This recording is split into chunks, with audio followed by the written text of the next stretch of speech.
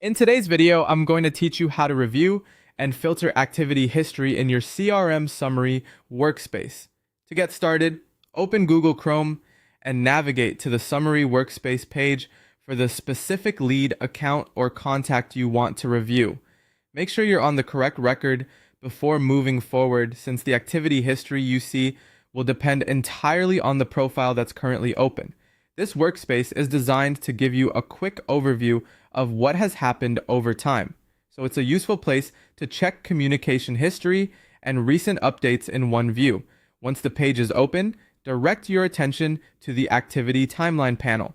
This section is usually positioned along the side of the workspace layout and acts as a running history of interactions and follow-up items connected to that record. If you're scanning the page quickly, take a moment to slow down here, because this panel is where most of the detailed tracking information will appear.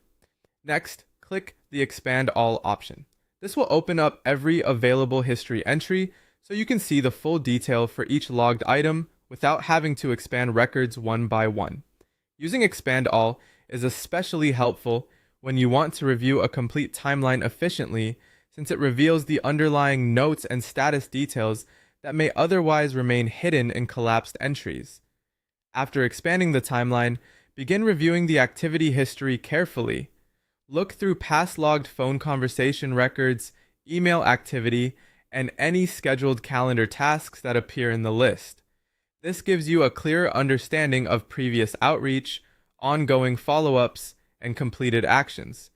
As you read through the entries, pay attention to the sequence of events so you can understand not just what happened, but also when it happened and how the communication progressed over time. If the timeline contains a large number of entries, use the funnel-shaped filter tool to narrow the historical view. Open the filter drop-down options and adjust the display so you can isolate updates from individual staff members. This is useful when you need to review the work of one person, confirm ownership of specific follow-ups, or reduce clutter in a busy activity history.